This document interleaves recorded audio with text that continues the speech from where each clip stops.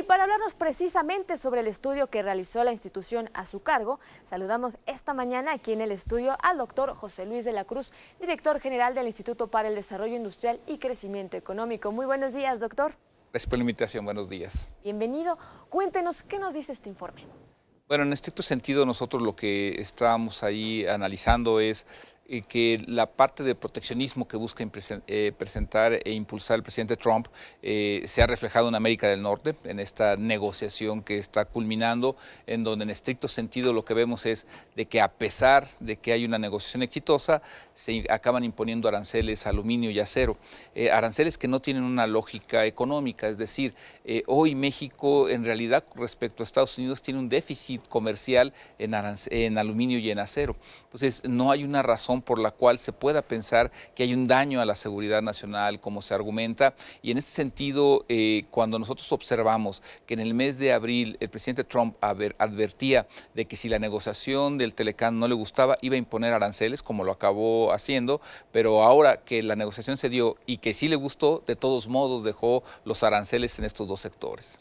¿Por qué dicen que nos va a doler este nuevo acuerdo? Digo, así lo dio a conocer Jesús Sade, que es el encargado de las negociaciones de este nuevo gobierno de Andrés Manuel López Obrador.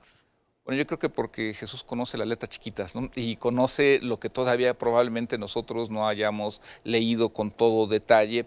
Y en este sentido me parece, primero, porque esta renegociación y el acuerdo resultante tienen la lógica que el presidente Trump quiso imponer. ¿Cuál es? Una América del Norte más cerrada en sí mismo, en donde lo que se busca es regular de alguna forma, de manera distinta, ya no con libre comercio. Al final del día, la parte del libre comercio salió del acuerdo, del propio nombre, y no es algo nada más semántico.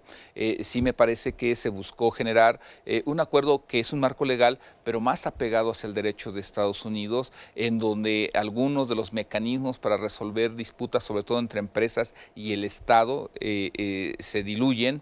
Solo quedan algunos rubros como en la parte de telecomunicaciones o en la parte de infraestructura, en donde en la parte energética, en donde Estados Unidos quiere tener esa salvaguarda por si México o Canadá le imponen algún tipo de restricciones a sus empresas. O sea que cuando Donald Trump dice que este acuerdo es mejor para ellos, no para nosotros.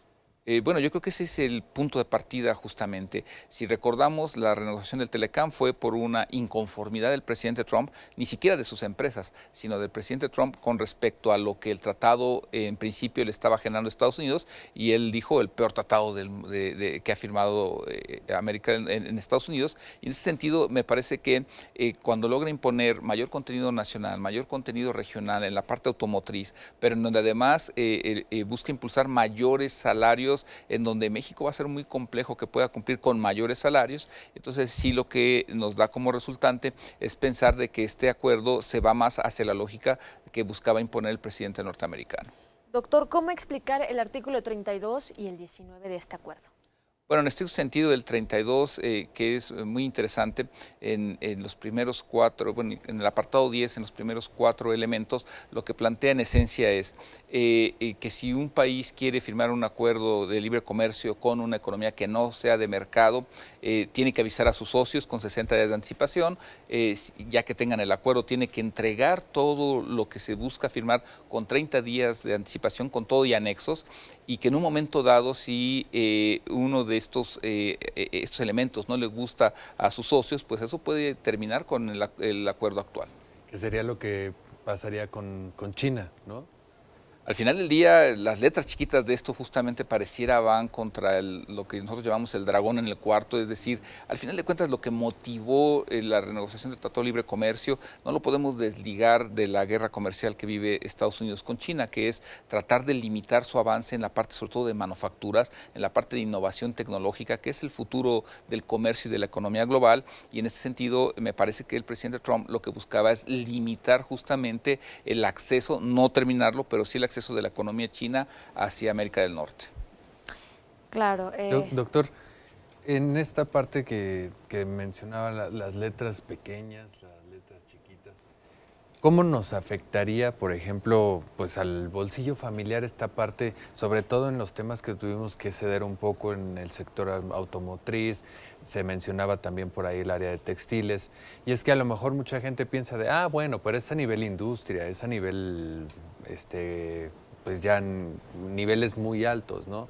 Pero realmente llega esto a afectar el bolsillo de la familia, no sé, el tratar de adquirir un vehículo, el tratar de, no sé, la ropa, por ejemplo, más cara o algo así.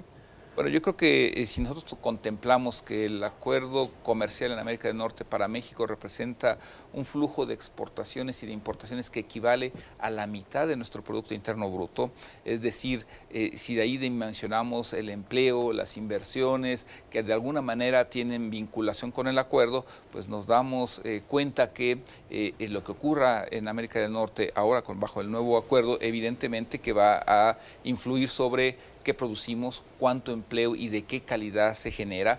Hay estados de la República, estamos hablando de Aguascalientes, Guanajuato, San Luis Potosí, Querétaro, Chihuahua, en donde su actividad manufacturera, su actividad fabril depende mucho de la actividad exportadora. Entonces, tienen gran crecimiento por haberse vinculado a la parte automotriz, a la industria de la electrónica, de la computación, maquinaria y equipo. Entonces, ¿cómo llega a nuestra vida diaria? Primero, a través de empleo, a través de la inversión, y en ese sentido es como en un momento dado un mal acuerdo pues puede influir en nuestro nivel y calidad de vida futura.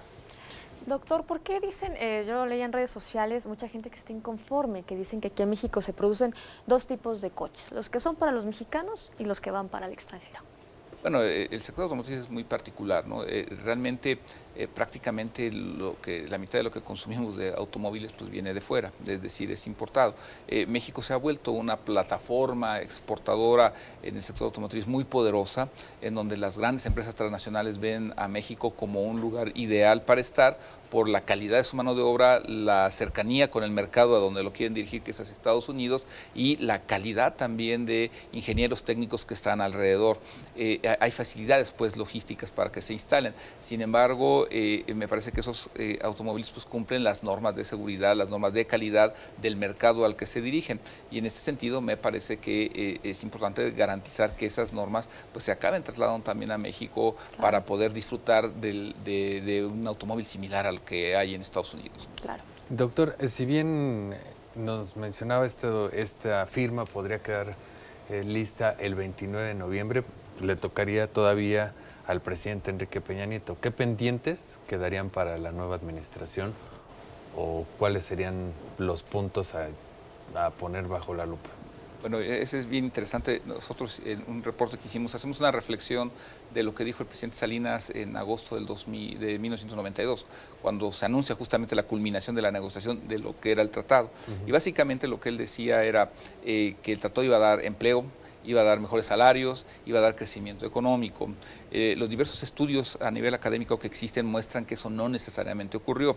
Entonces, ¿cuál es la gran falla? Me parece que no se acompañó la firma de un acuerdo comercial con una política industrial. Es decir, quieres tener una industria de la electrónica propia, nacional, una industria automotriz, una industria de maquinaria, equipo eléctrico, textil, de telecomunicaciones, que aproveche las ventajas de un acuerdo comercial, pues tienes que generar una política de desarrollo industrial, como lo hicieron Corea, Japón, los propios Estados Unidos, Alemania, como lo está buscando rehacer Francia, y en ese sentido me parece que México, si quiere aprovechar este acuerdo, lo que necesita es una política que fomente lo hecho en México a nivel competitivo y globalmente productivo. Claro, y en el tema migratorio, ¿qué nos puede decir, doctor? Bueno, yo creo que ese es un elemento que de alguna manera sí quedó ausente. Es decir, al final del día, parte de la relación en América del Norte y particularmente entre Estados Unidos y México es la migración, la cual fundamentalmente es ilegal, y me parece que ahí no se generó un marco adecuado para poder profundizar la integración en América del Norte y que la migración ilegal tuviera una cabida en la parte laboral y que eso empezara a cerrar una brecha y una zona de fricción que se ha generado en la política exterior entre México y Estados Unidos. Yo creo que ahí pues sí es un saldo que queda pendiente. Claro, ¿y qué otros focos rojos podríamos ver que pues nos vayan a doler a largo plazo? Bueno, yo creo que lo primero va a ser garantizar que este acuerdo pase de lo comercial a una integración más productiva, porque al final del día el problema es que América del Norte se volvió un importador de insumos intermedios del este de Asia. El presidente Trump quiere frenar eso, pero en estricto sentido lo quiere hacer con aranceles y lo quiere hacer de alguna manera bloqueando el acceso de esos productos, encareciéndolos, pero no hay medidas para incrementar la productividad y la competitividad que de alguna forma acaben generando empresas que sean capaces capaces de competir en igualdad de circunstancias con lo que hoy ocurre en el este de Asia. Entonces, me parece que si México implementa una política industrial activa a la que renunció hace 20 años, existe la posibilidad de aprovechar este nuevo acuerdo. Si no lo hace, pues evidentemente que vamos a tener fricciones entre lo que decía el presidente Trump, las necesidades que tenemos en México y evidentemente que esta realidad podría ser no la que se está buscando. Claro, ¿y Canadá qué tan afectado se ve con esto? ¿Realmente le convino? Bueno, pues el propio primer ministro Trudeau lo dijo, ¿no? Tuvimos que ceder más allá. Vimos el proceso de negociación, fue llamado débil, poco confiable. Hubo una ruptura de la alianza tradicional entre Estados Unidos y Canadá, que no es algo menor, y evidentemente en la parte de lácteos, en la propia parte automotriz y aún en algunos sectores de la madera, Canadá tuvo que ceder más allá de lo que deseaban. Claro, el dólar, doctor, en cuanto se firmó este acuerdo vimos que tuvo pues el peso, ¿no? Estuvo una ventaja, estuvo mejor y después a los 4 días otra vez empezó a encarecerse el dólar. ¿Cómo vendrá para los próximos meses? Bueno, yo creo que uno es el contexto de la negociación de alguna manera terminó, culminó, los mercados lo vieron bien, sin embargo, conforme se van conociendo algunos elementos, pues esa confianza empieza a tener algunas dudas. Sin embargo, me parece también que en la volatilidad del peso está influyendo el contexto internacional, es decir, en la parte económica la guerra entre Estados Unidos y China es un elemento. Dos, el propio incremento en precios del petróleo que está reflejando también cierto grado de volatilidad en los mercados. Hay ciertas expectativas lamentablemente no muy favorables en el sector financiero. Hay alguna especulación que ahí se está generando sobre qué tanto será y qué tan sostenible será la recuperación en Estados Unidos y eso me parece que es algo que también está influyendo, no necesariamente nada más la culminación de la negociación. Claro, doctor, ¿y hacia dónde va este escenario económico y financiero del país con este acuerdo? Porque pues al final de todo pues México sigue teniendo altos índices de pobreza. Bueno, yo creo que eso es lo que muestra que los acuerdos comerciales son un complemento a la política económica interna. México tiene 53 millones de personas en situación de pobreza, 24 millones que además lo tienen en carencia alimenticia, es decir, alimentaria, es decir, básicamente sufren hambre en algún momento en el día. Entonces, en ese sentido, sí me parece que debemos entender, el acuerdo nos va a ayudar a tener acceso a los mercados, pero para tener un acceso que además genere crecimiento, pues necesitamos empresas productivas más sólidas, más fuertes, necesitamos por lo tanto elevar financiamiento, una regulación fiscal más propia, mejora regulatoria, seguridad pública. Hoy los costos logísticos encarecen y hacen más difícil la transacción de mercancías, energía eléctrica más barata. Sustentable, ¿no? Por ejemplo. Yo creo que necesitamos avanzar en la matriz de un desarrollo sustentable, pero que acabe teniendo también un impacto en necesitamos electricidad más barata. Es decir, hoy lo conocemos, las empresas industriales y de servicios empiezan a quejarse de tarifas de 20, 30 y hasta 50% más caras. Entonces, eso te resta competitividad. Claro, doctor, ¿y usted con este nuevo gobierno, usted ve estos escenarios que sean posibles, tener un mayor desarrollo en el país, en todos estos sectores? Bueno, yo creo que va a ser muy importante 3 etapas. La primera, cuando se presente el presupuesto para el próximo año, conoceremos ya en la práctica y ya con hechos y con pesos cuál es la propuesta real ya del nuevo gobierno. Digamos, la campaña terminó, su plataforma política en ese momento la conocemos, en principio suena positivo, pero ahora en esta transición que están conociendo los números, los detalles, veremos qué tanto se matizan. 2, cuando se presente el Plan Nacional de Desarrollo, que al final del día es la hoja de ruta junto con el Programa Nacional de Financiamiento del Desarrollo, que es que nos dice cómo van a financiar este desarrollo. Y tercero, ya en la implementación, es decir, qué tanta habilidad exista y eficacia en la ejecución de los programas. Yo creo que de inicio la expectativa es buena, generar un mercado interno más sólido, no romper hacia afuera, eso es positivo, pero habrá que observar cómo se empieza a instrumentar. Claro, doctor José Luis de la Cruz, director general del Instituto para el Desarrollo Industrial y Crecimiento Económico, muchísimas gracias por estar con nosotros aquí en el canal del Congreso de la Ciudad de México.